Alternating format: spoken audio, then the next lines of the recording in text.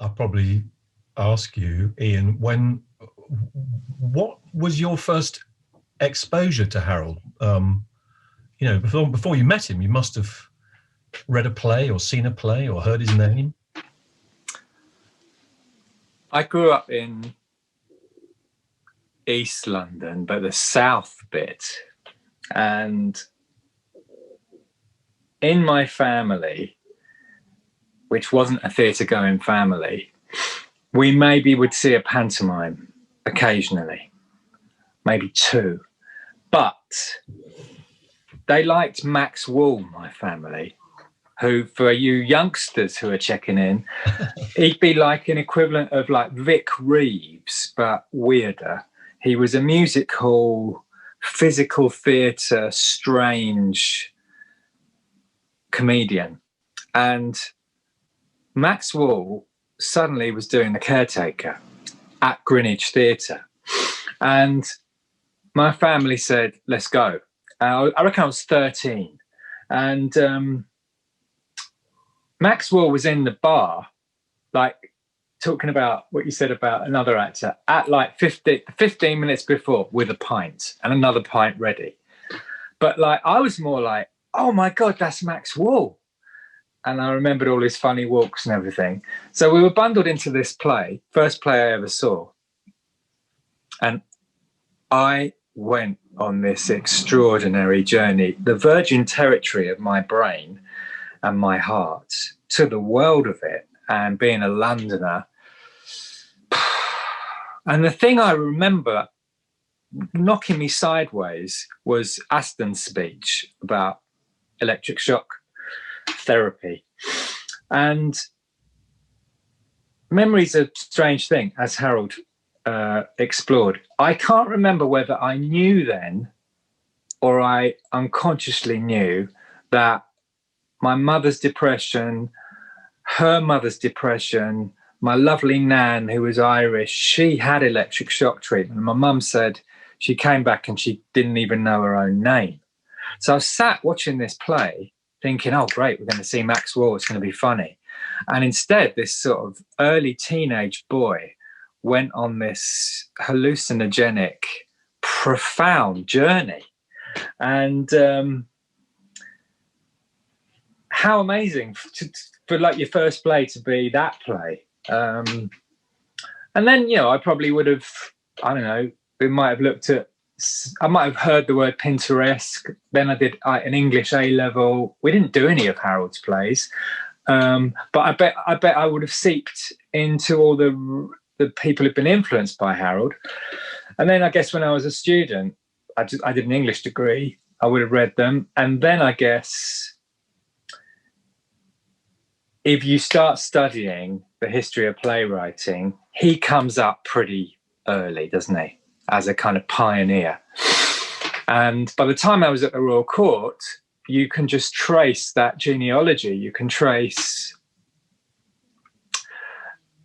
the lineage that goes from, let's go after the war, Beckett into Pinter seeding Mamet or Jez Butterworth or Patrick Marber and beyond. So that's a long answer. That's my first experience. The Caretaker, Greenwich Theatre, like 1979 or something. I'm absolutely gripped by the idea of that production. I didn't even know Maxwell had done it. I saw Maxwell do Godot at the Roundhouse.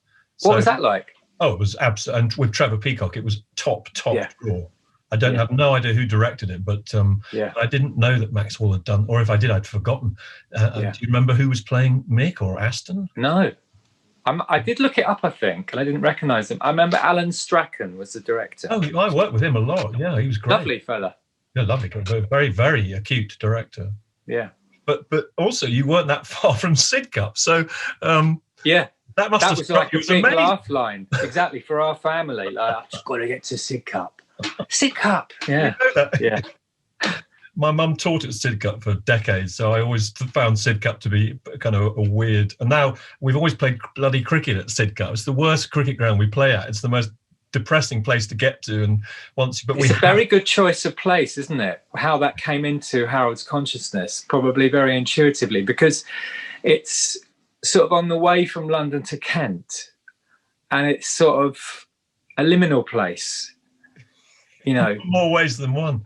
Yeah. But actually, one of his mates, Moishe Wernick, I think, said somewhere that Sidcup was a watchword in the gang because it was the headquarters of the Royal Artillery or the Royal. Yes. And that because of national service, everyone knew that Sidcup meant, you know, a very controlled environment, a very kind of regimentalized place, and so it had good. It had its own meaning in Pinterland, apparently. Interesting, yeah, which I didn't know about. But the Max Wall thing is so potent because of his vaudevillian background and its front cloth aspect. You know, the ability to absolutely involve the audience at the same time as playing the psychological reality of what's happening in that world. So that must have been a rich exposure. I wondered whether you'd seen, because my personal equivalent to yours was No Man's Land at the National with Gielgud and Richardson, and I wondered whether you, when you were directing the Hot House there, whether you actually at any moment thought to yourself, "Blimey, this is where they did that." Oh, of course. I mean, I am like you, a kind of anorak for all that psychogeography. Who stood here when? Are the ghosts present? What are you drawing from? The power of the ancestors, which is why I love things like Mac, where he traces a whole theatre history, you know, from Shakespeare through to touring theatre in Ireland into him. And I find that really profound. And maybe it's growing older, but that sense of what the archive, I guess, and what you're doing is for, like what's come before us, what can we share, what can then be offered, because the young writers, I mean, I remember Harold reaching out to Sarah Kane when she got an absolute battering from the critics, and immediately, you know, coming forward, taking her out for lunch, and he still is, I believe, genuinely radical. And the last one I did was a birthday party, which when young writers came into that, it blew their mind. And you might think it's one thing, but actually linguistically, poetically, formally, it's incredible, isn't it? Yeah, I mean, it loses none. The potency is eternal. I mean, it's just any poet dramatist remains somehow both of their time and of the absolute present moment. Yeah. And you've worked with several extraordinary writers who must, I think, well, Jez certainly would owe a conscious debt, but Conor McPherson, I would have thought, would acknowledge Harold's influence as well, and Sarah Kane's dreadful loss. The loss of her is, I think, you know, still to be mourned because of what might have followed. Yeah. And I remember Harold speaking at Sarah's memorial, you know, up there, understanding a fellow soul, you know, different, but Sarah would have been inspired by Harold, and all of that infectiousness of fantastic artists is really wonderful. And I hope he's smiling down, feeling that legacy, you know, as he turns 90. And he spoke at Joe Orton's funeral. So I mean, there's an amazing kind of bookending of his absolute commitment to fellow writers, actors, artists, directors, poets, activists. Yeah, such an example for all of us. And he would go a lot, wouldn't he? You know, he'd see loads of stuff, and I know lots of wonderful writers who can be quite, and I understand why, and directors are the same, competitive or envious. But my memory of Harold, even if he could be irascible and difficult, he was generous to his fellow writers. Mm-hmm. To a fault. I mean, actually, literally, I know of at least two poets who he personally bankrolled for years just to keep them alive. He was sending checks. There's a wonderful Scottish poet, W.S. Graham, who his letters to and from Harold are just glorious and test an amazing friendship. And W.S. Graham was one of the poets that Harold actively went out of his way to find in Soho in the late 40s, early 50s, because he loved his work so much. And then 30, 40 years later, he was sending him a check every month for 500 quid or something, just to facilitate the continued work, really. Yeah. You've already mentioned that your background was relatively humble, but did you feel a bond with Harold's characters and so on that level from the beginning? Yeah, I think that was a very dynamic entry point for me, getting the lingo, understanding these worlds, I guess, which are in the early plays. I think there feels like mind you, I was going to say old times feels like a change where the milieu goes posher, but of course you've got Dealey, and actually all the characters' memories are kind of rough post-war London. That's what's kind of driving the play, isn't it? But yes, I feel like I felt like all those characters up until 1970, I could understand them, where they came from. Mm-hmm. And his ear for that tune, that vernacular, is amazing. There is, I suppose, a determination on the part of some of those characters to claim their right to be in the world and not to be overawed by other people's baggage or history. Yeah. So that must have encouraged a lot of people at the time to feel that they were seeing something on stage that they could really relate to, and connect with. What about your own early acting life? Did you act much before you started directing?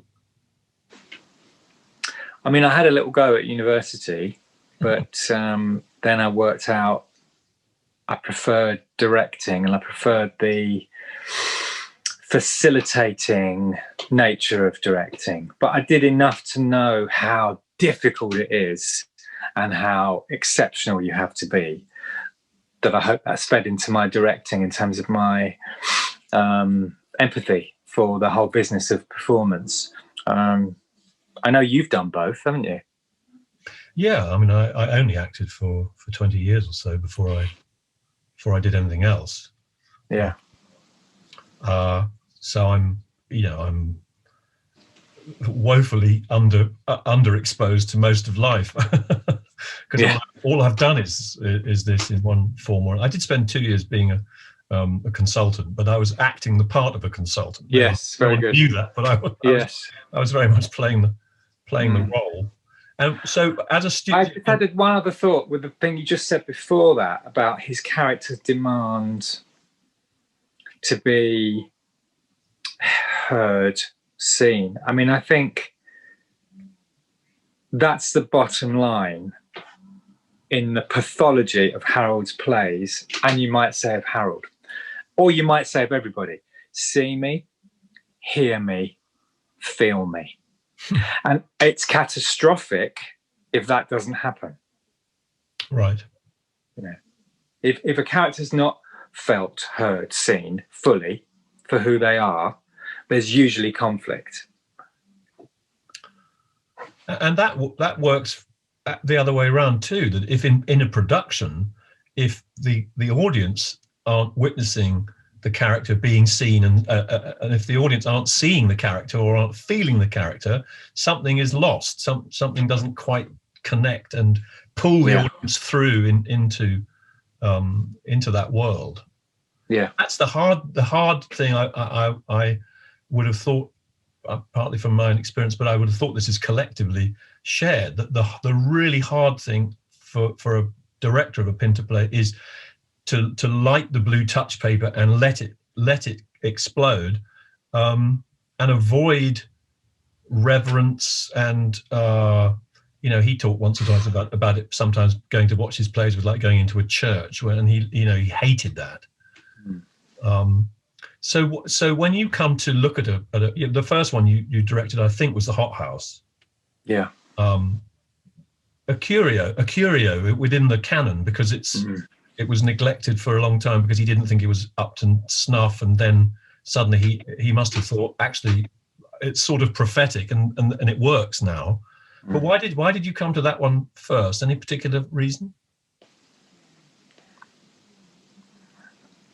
As you'll know, as a director, you either generate or are receptive in terms of the plays you do, i.e. that one was offered to me by the National, and I have mixed feelings about it as a thing, because I don't feel I fully delivered it with the terror and the rhythmic dynamism that it needed. So I have that slightly, you might have it as a cricketer thinking, oh, when you remind me of Sidcup, I think of all those ducks I got there. When I think of the Hot House, I think, didn't get there. I had much better time with Betrayal, Old Times, The Birthday Party. But no, I mean, I think the Hot House is amazing. And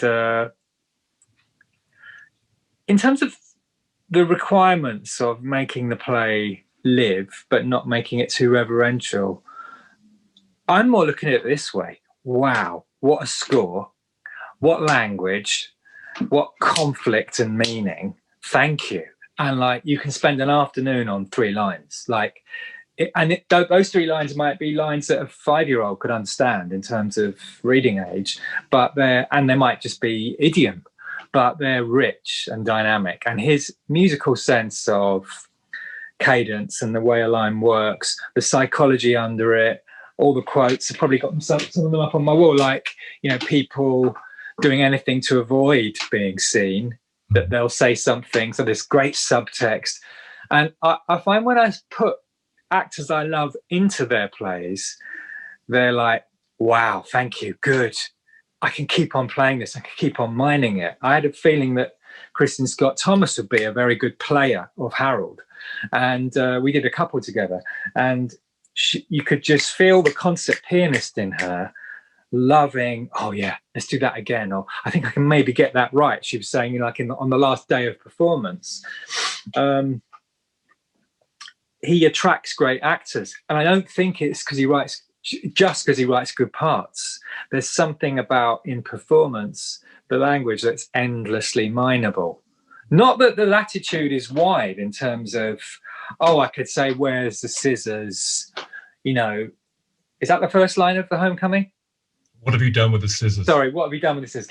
It's not that you could say, what have you done with the scissors in 19 ways that are wildly different, but you could say it and relish it with 19 different laminations underneath it, and it would be rewarding.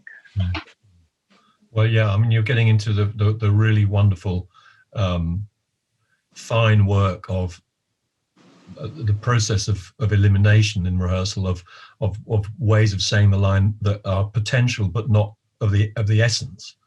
Yeah, I always feel that you possibly end up with 2 or 3 really crucial ways of saying the line that will all work, and then the actor must be trusted to let the impulse on the night come and just say the damn line and trust like hell.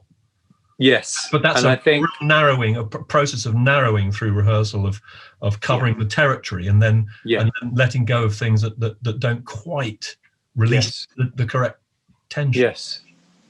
I'm thinking of 2 things. I'm thinking of the article Peter Hall wrote, I think after he directed The Homecoming, where he talked about rehearsal being about releasing the underlying melodrama, and then the last week or 2 about finding the cover of that melodrama. I remember reading that as a young director and thinking that's really useful.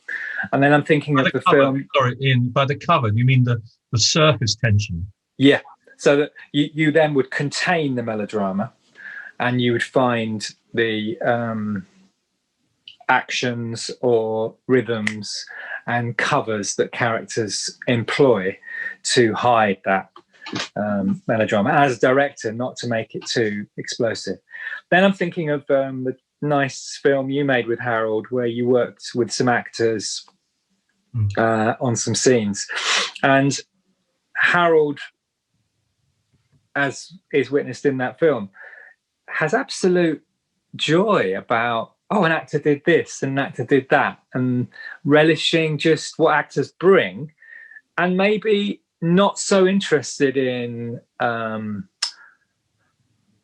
modern European biomechanics or the psychological Stanislavskian tradition or Buffo or whatever. He would just be having the word in his mind and watching the raw material of the actor.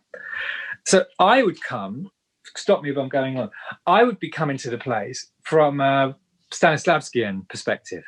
I am interested in what the character had for breakfast. And what I want to say is the plays benefit from that. I mean, what I mean is you can do the plays how you like. I think you could draw from biomechanics to get something in the body. Then you've got to do the play and honour the play. The plays are so good, whatever your dogma or your training is, I think you can use it. But my strongest moment of conflict with Harold was when I was using some Stanislavskian, in general terms, practice on him as an actor in Krapp's last tape. And it's maybe day 2 of rehearsals, and Krapp remembers being in a boat with a girl, and the boat gets stuck in the reeds, and blah, blah, blah. And I started pushing Harold to really tell me about what the reeds looked like, what the weather was like, why there was something about being sequestered there, what the feeling in the body was. And he did eventually blow. And my assistant, Lindsay Turner, said, "Oh, mate," like when the rehearsal finished, she said, "Mate, that was a fight or flight moment." And I said, "What did I do?" Like, she said, "No, you fought." Because I mean, I wasn't aggressive, but I stayed in there and I said, "Well, I'm offering you this because we're both trying to climb this mountain, and I'm climbing it with you, and I'll support you." And he was a bit vulnerable that day, I think, physically. The really interesting thing is he came back the next day so open, ready. And I don't know whether I passed, you might know more about this than me, Harry. I don't know, Freudian slip. I don't know whether I passed an initiation test there or what. Like whether I needed to, because I always felt just as a person, I like being cheeky with him, standing up to him, but I didn't apply reverence to him. I applied care. And then the next day, I think he felt safe. But it's an interesting thing, like why you were so accepted. And the people he liked, I think, they weren't pushovers. No, I recognise. Funnily enough, I have a sort of outline of questions, and one of them was there a key moment where you perhaps entered a different kind of bond? I certainly had a similar moment. It wasn't to do with work, but he behaved unpleasantly towards me, and I called him out on it. Yeah. And actually, I delivered a letter by hand to his house. I was extremely angry and upset, and I delivered a handwritten letter saying, even by your standards, that was completely uncalled for, and I don't need that actually. And of course, the moment I put it through his letterbox, I wanted to get it back. I had terrible 24 hours where I thought, what have I done? What possessed me? As if some other part of me had been, but it changed our relationship. What happened? Well, effectively, I mean, I think the next day he rang me up and said, let's have lunch, because I had asserted myself as somebody who couldn't be blown away. Yeah. And I think that's I think that's an archetypal moment between mentor and mentee, perhaps, even for some lucky men between father and son, but definitely between collaborators, between a director and a great actor, that there are moments where you have to let it be known that you're not to be treated badly. Yeah. And it changes the game. And in Harold's case, it earned trust and it won affection. Yeah.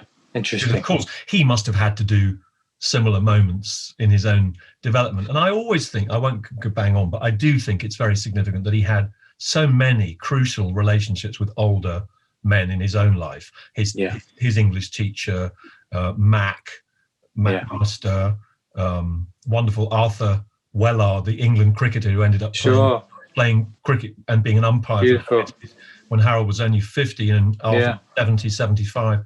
These men, these friendships meant the world to Harold. Yeah. And he never had to think about how, well, I better do that for Ian or Harry. He never had to think about it. It was pure instinct. Yeah, I completely agree.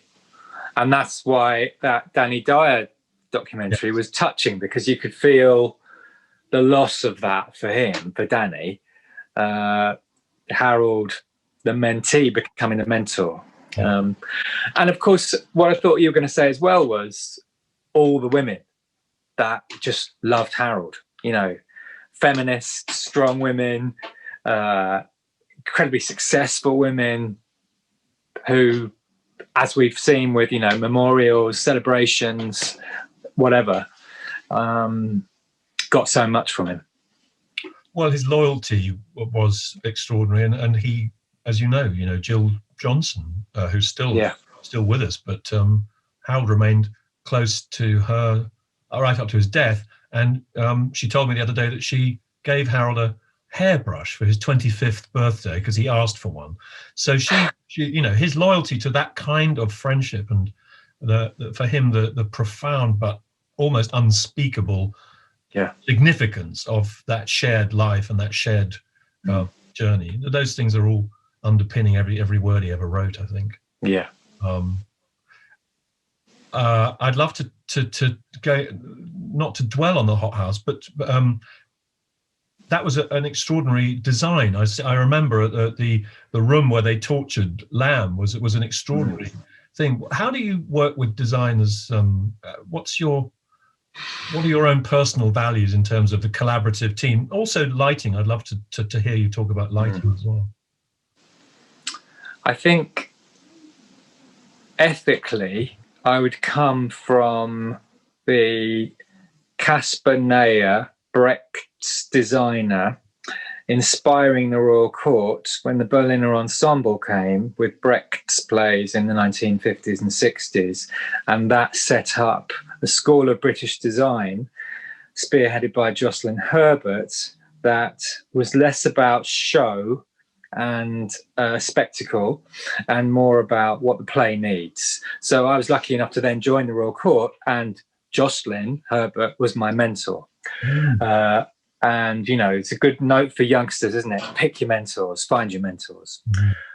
So I would have just ideologically had the perspective, the place of thing, we're all interpretive, whether we're designers, lighting designers, directors, actors. How can we help the play be most fully itself? So in a design process, you're thinking, how can I most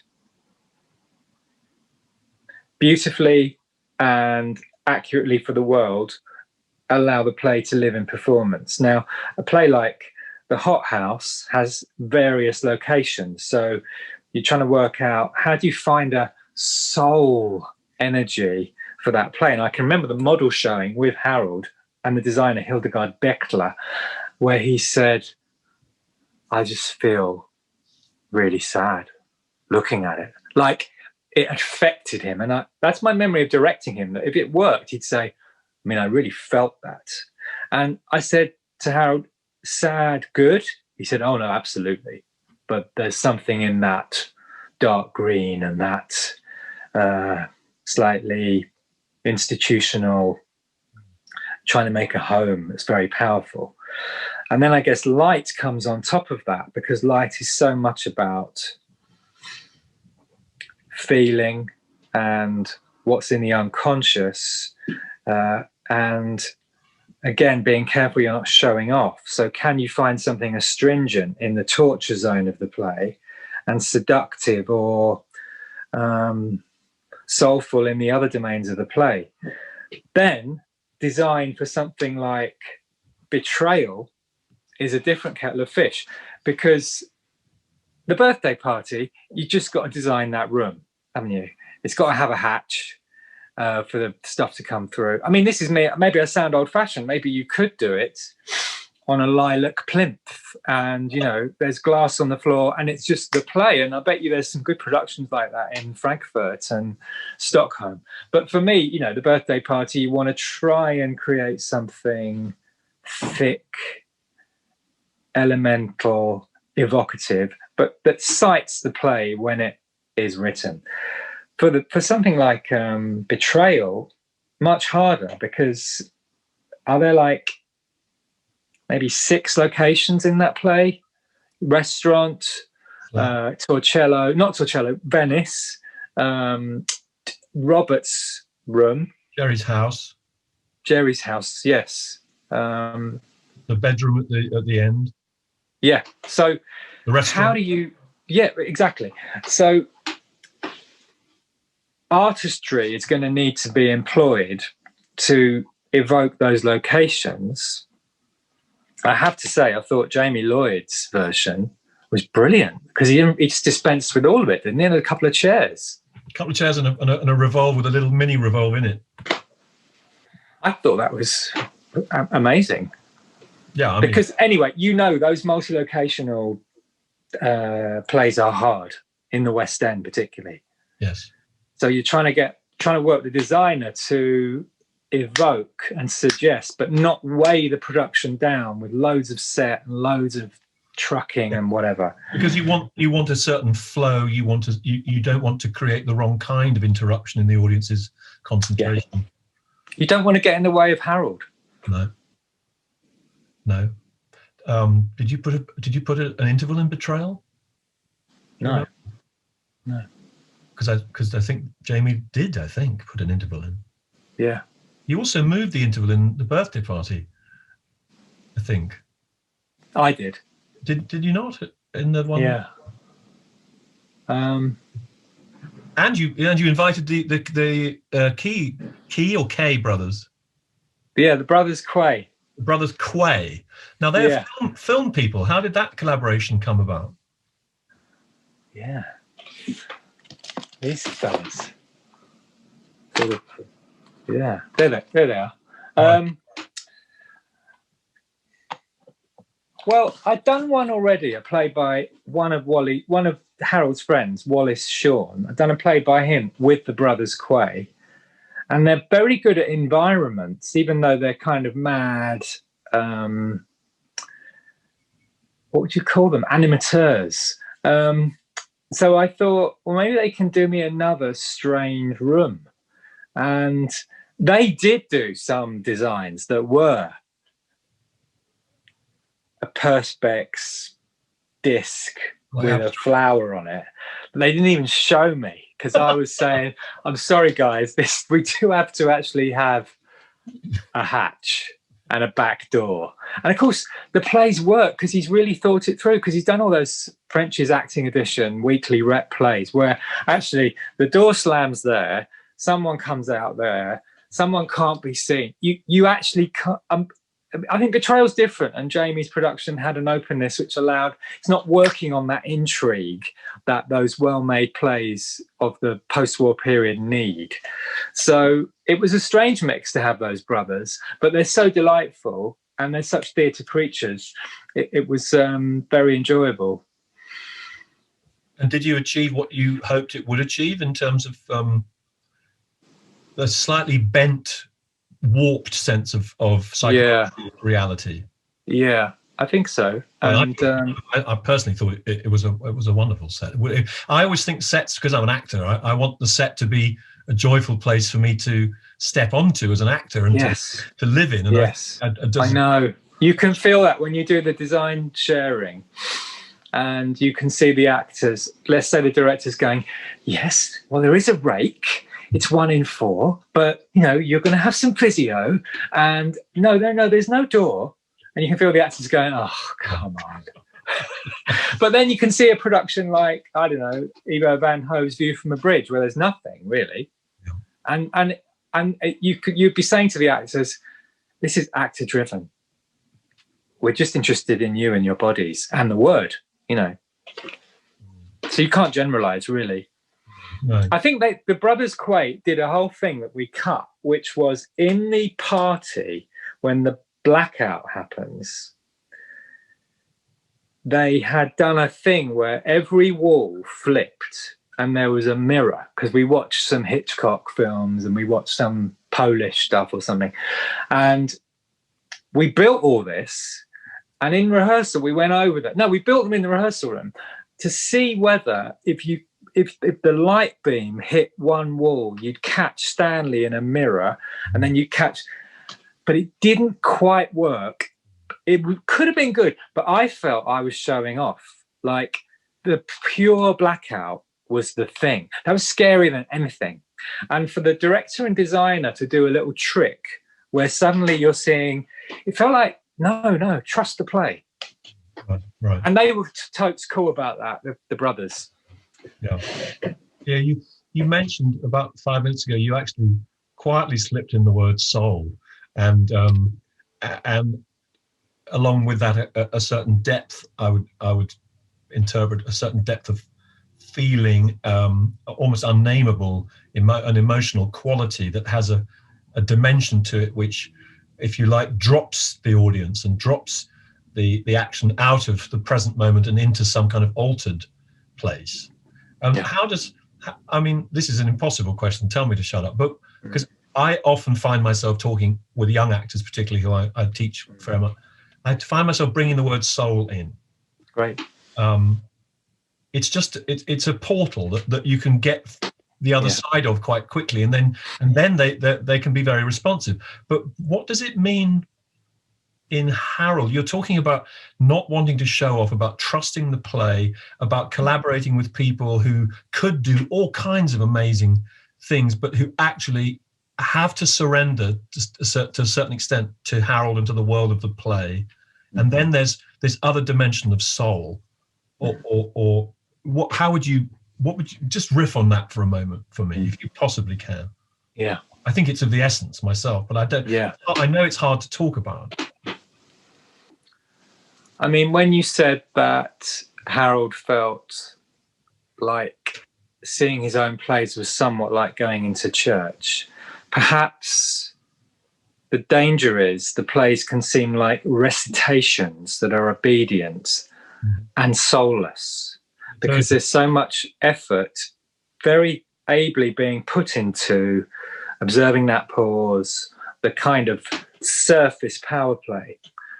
And the question then is, maybe, is soul appropriate to Harold's work? Yes, big time, because he was a big soulful guy. I mean, you've only got to spend a bit of time with him.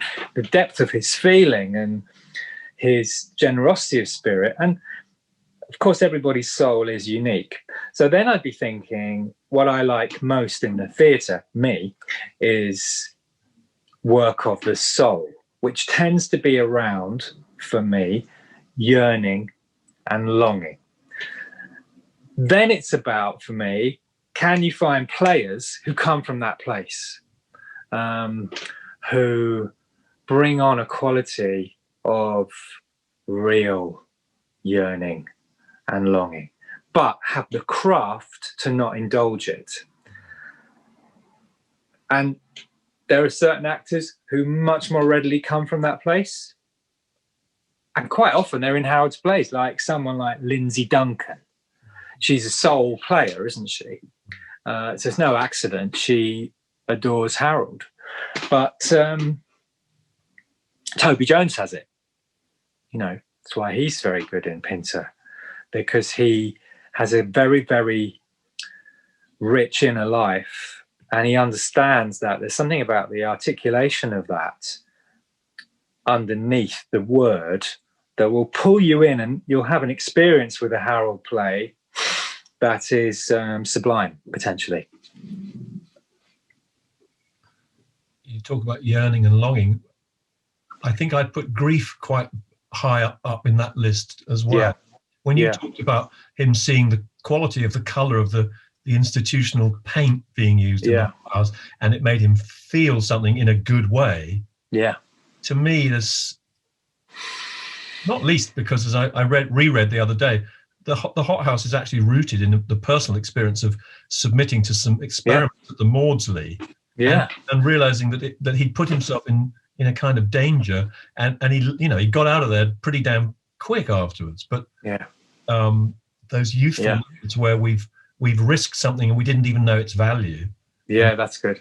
You look back and you think, shit, I was close to some sort of edge there without knowing. Yeah, and I mean, exactly, that's really useful. And the first play, which he writes, almost over a weekend, fantastic, the room, fantastic banter and tension. And then it goes into this soulful place where a man says to Rose, "Come home, Sal. Don't call me that." I mean, that's soul.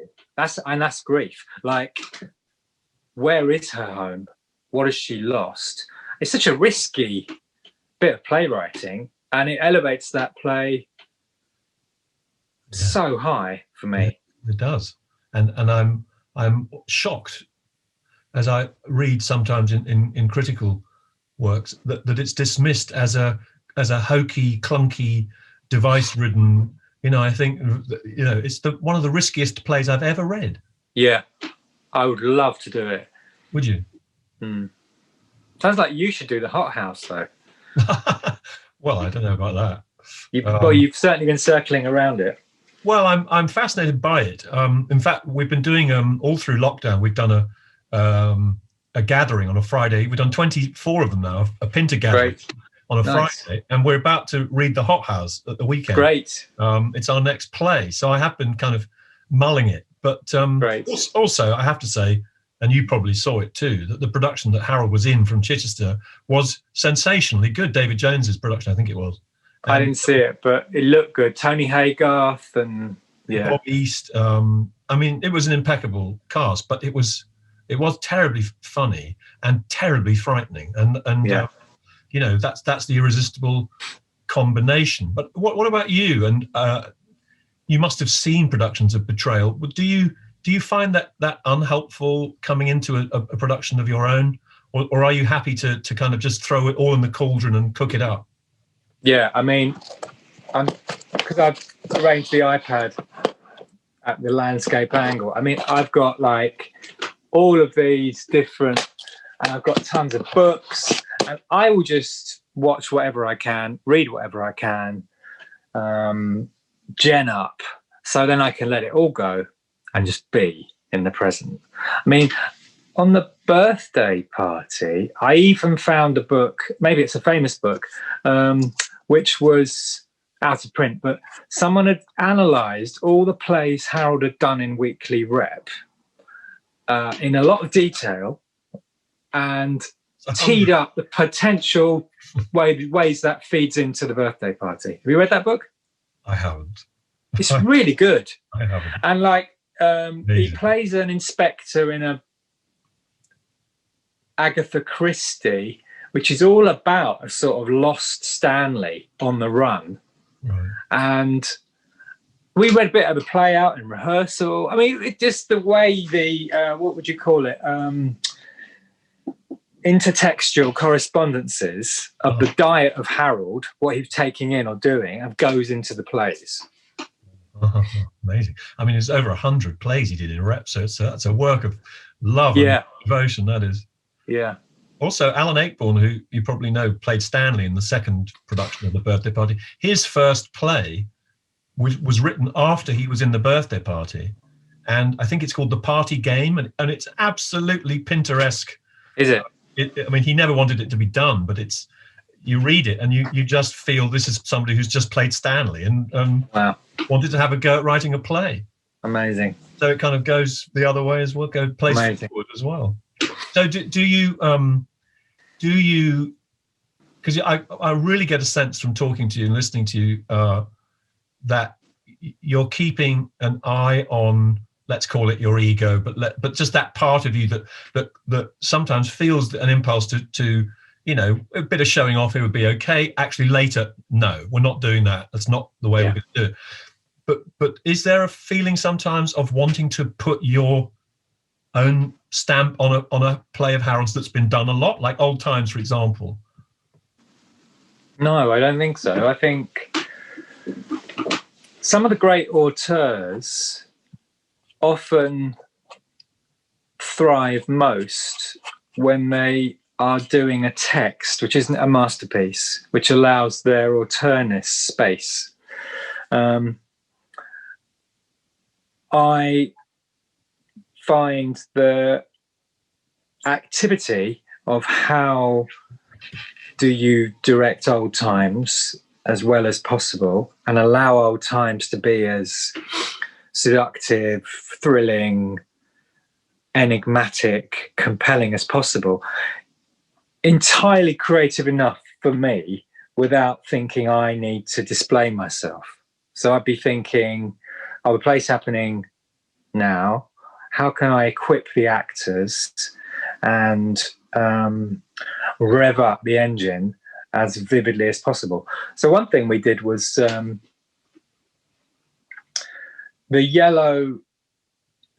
version of the yellow legal pad that Harold would write his plays in longhand, that there's a draft of Old Times in the British Library, which was really raw. And I managed to take the actors in to the British Library, and like that last speech, which is very sort of dreamlike and violent, there was other stuff in that. And there were some other refrains which were really sexual. And this is my point. We read all those out loud early on in rehearsal in the British Library, and it allowed the actors to feel into how primal the play is underneath its elegant surface. And we didn't want to do those bits. They were for Harold's, marginalia, but they helped the actors feel, oh, this play has a rich, dark, appetite-heavy underworld. Right. Yeah, and that's not to be shirked. Yeah. So, are you very tough on yourself when you go back to watch or when a show is? I mean, the Hot House. You said that you reflect on it and you feel you didn't quite get it. How does a director leave alone once it's? How often do you go back and watch a show when it's in a run and reconnect? I would go back every week probably, because I feel like it's my duty to water the plants and maybe do a bit of pruning as well, but also to enjoy the plants growing. But it's in my mind because in the pandemic, we filmed this production that got stopped in the West End, Uncle Vanya. So we made a film of it, and it was released yesterday. And I went to Greenwich Odeon with my dad, who took me to see The Caretaker in the late 70s.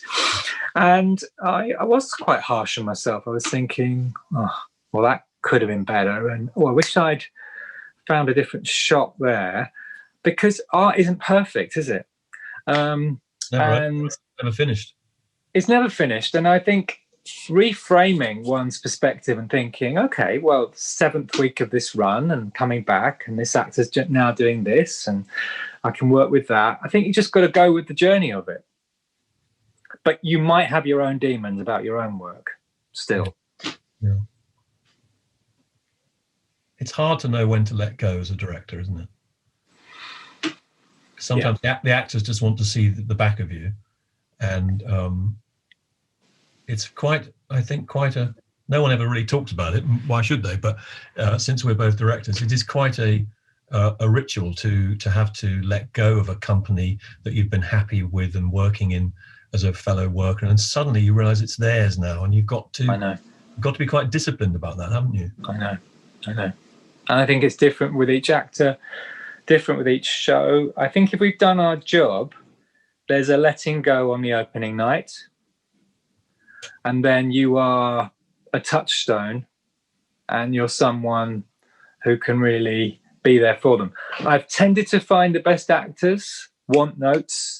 They want that feedback right through the run. I wonder what Harold was like. I mean, did he, on his shows, did he go back and give notes? And yes, I mean, he did. I was in at least one or two. Yeah, he wanted to let you know that he still cared, and that and obviously, if he felt that you were spinning out of what we'd agreed, then he would firmly remind you of your obligation. But he equally, I think he was very, very interested to see what was evolving, and would notice. Of course, he would notice things and commend them, and make sure that you knew that he liked what was happening. He was very grateful. Yeah. I mean, I think he was actually. I know several actors who I really, John Standing, for example, wrote to me recently and said Harold was the best director he ever worked with. I mean, I think some people had such a quality of an experience with him. I don't know whether I mean, in John Standing's case, that would have been Simon Gray at the National, so the outcome was exceptional. But it wasn't necessarily to do with the final product. It was just that working with Harold, you felt as an actor that you were really in the middle of your best game, because it was because nothing less would do. Yeah. And he pulled that out of everybody. That's nice. Yeah. And actresses absolutely adored working with him, and I never forget Nicola Paget saying, he was trying to help her, and she kept slightly missing it, and then he finally said, "That's it, Nicola, that's it, you've got it, that's it." And she said, "But Harold, I don't know what I did." and it was a way of wanting more of that wonderful sense of being protected by a director who understood the vulnerability of the process, really understood it. And you know better than anyone that he regarded acting, ultimately as an ordeal. Yeah. Which he submitted himself to with your guidance for Krapp, which we've talked about elsewhere. But just talk for a minute about actually how did Krapp happen? What was the initiating idea, and how did you get him to agree? Because it's one of the great. He played it how many times? 10, 11 times? Maybe 12. Yeah. I so wanted to find ways of celebrating the unique history of the English Stage Company, the Royal Court 50-year anniversary. And there were all sorts of ways we did that. We did 50 rehearsed readings. And I so wanted Beckett to be celebrated as one of the key playwrights in the Royal Court's roster. And Harold's, some early work was at the Royal Court, and he had directed at the Royal Court, and we'd revived Mountain Language and Ashes to Ashes. So I wonder whether there's a way of involving Harold as, one of the great modernists. And I just thought, well, Krapp's Last Tape is my favourite Beckett. It's very accessible, beautiful play to work on. Harold is perfect for it. So I think I actually just rang him up and said, would you read it? Would you think about it? You knew Sam. I think there's a beautiful duet that could happen that would celebrate all of those playwrights at the Royal Court and the history of modern theatre. And he was quite shy, and he was, quite poorly at this stage, and put the phone down. I thought, whatever. Perhaps I shouldn't have done that. Was I being too bumptious or excitable? And then you won't be surprised. I think the next morning it was, can we have lunch? Today or the next day. And but he didn't like to say, and by the way, yes, It would be like when he was forgiving, you were forgiving him and whatever. You have to wait for the lunch. He enjoyed the theatre of the, now we have the event. I think I arrived in one of his places in Holland Park or whatever, and he said, well, I think it's a very good idea. With a little sort of smile, bang, we were on. And then I think I started to feel quite responsible for asking him because of his health. And I went down to, I think we had all these spool schools, we called them, where he's big sausagey fingers trying to teach him to spool the tapes. And he was very rigorous about practicing, but that was quite intimidating for him. But then we were carried on working on it just gently. And then I went to Dorset, where he was staying for the summer. And in the sort of late at night, I said, I'm worried I'm putting you through something. He said, no, you're not. I'm worried I'm not going to be good enough. I said, well, I can take that worry away. You're going to be brilliant. And we were off then and rehearsed it. And it was really, you saw it, didn't you? Did you see that time, the first go on it? I think it was, I can't remember. I have a feeling Nicholas de Jong was there. So could it have been a press night? Did the wheelchair get slightly stuck? No, I think you told me that story, and I think that was in the dress rehearsal, or the preview of dress rehearsal. We did a public dress rehearsal. Yeah, you came the next night. It was brilliant. Yeah. I remember you. I've often mentioned that because, if you show young actors Harold saying, about Gielgud and Richardson, these were actors. They knew that you only began to act once you went on the stage. And then I remember your story about him bumping into his wheelchair, bumping into the door frame. And then you said that after that, he would go out before the half every night and rehearse going through the door frame, which I think is a wonderful, for an actor. He wasn't afraid to be disciplined. Absolutely. He would get in early, about 6 o'clock. He'd just sit gently, maybe read a little bit, have a little practice his spooling. Yeah. Oh, well, we miss him, don't we? We miss him. We miss him terribly. But we do have very good reason to know that we're privileged. What about two things? I'll let you go. But I'd love to. Firstly, writers. You must have worked with a lot of. You started your career at the Court with the young writers. What is it that one can extract from Harold's unique and utterly idiosyncratic mythology? But what is there that other writers, young writers, can latch onto that is good and that will help them to find their voice and let their characters roam freely? I think firstly there is the personal story of Harold, that he's a working class Jewish man who didn't go to Oxford or Cambridge, who struggled, who left further education, didn't he? Who was absolutely floored by the critics of his first play, but something about the story he has to tell, the background he came from, the urgency and the primal desire to express got him through and kept him writing right through to Celebration. So there's something inspiring, I think, about him as a, like when sporting stars think, wow, Len Hutton, he came from there and he did that, or Michael Jordan, whoever. And then there's the plays themselves, which are, to anybody interested in writing, the craft, the skill, the freedom, the intensity, the conflict, the politics, the whole range of them is inspiring.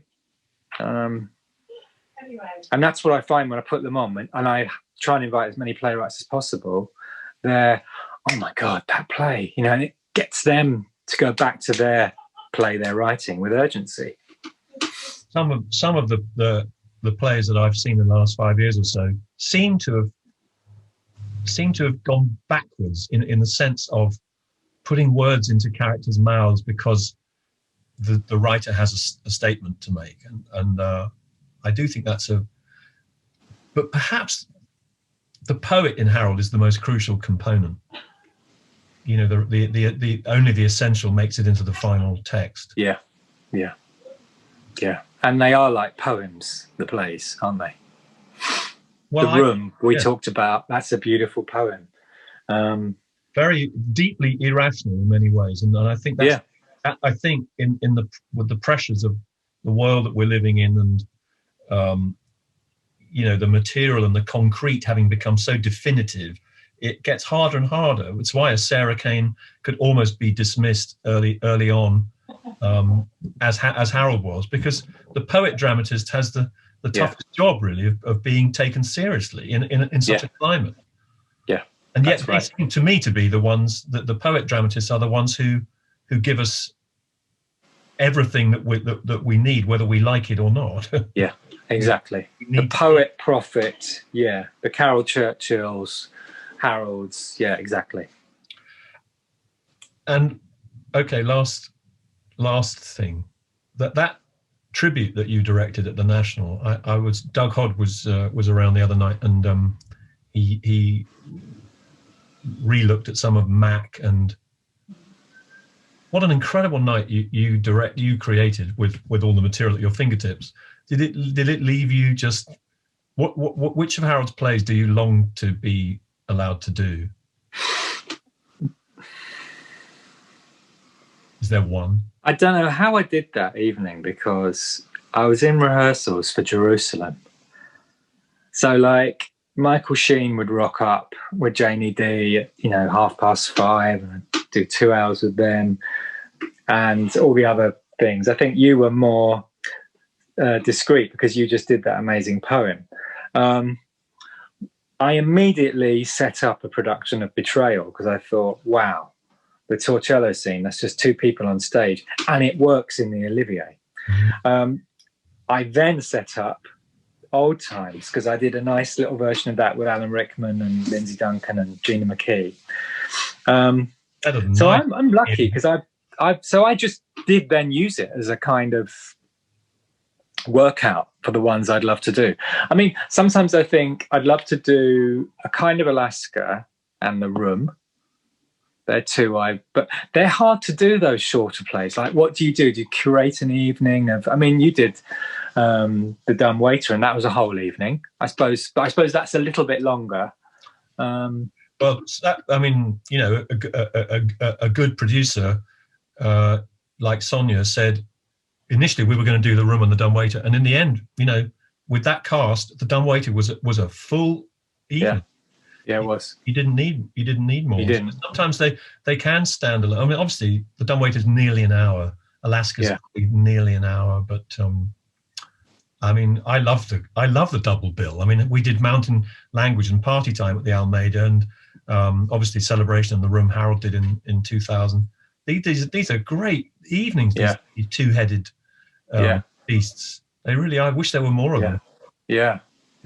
But I wonder about the Homecoming, or something a bit more, bit of a mountain to climb for you, because you're up there on the.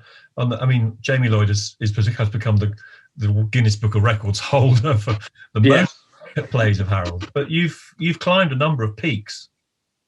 Yes, I'm intimidated by the Homecoming because of the sexual politics, which is probably my own blockage. But it's an amazing play, and I know one of his favourites. I think partly you're scanning, aren't you? Like,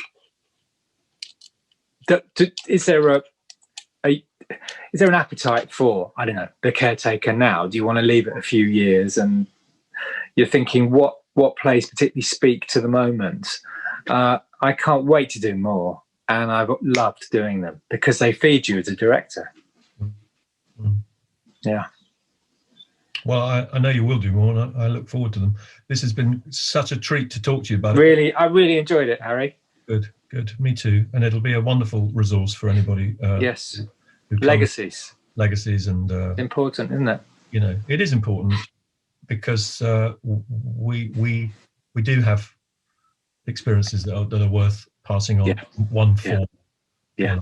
So Ian, I thank you. Bless your heart. See you soon, I hope. Good luck with everything. Yours, Harry. Thank you. That got cancelled. I hope it comes good. And thanks. See you soon. And you. See ya. Bye. Bye-bye. Thank you.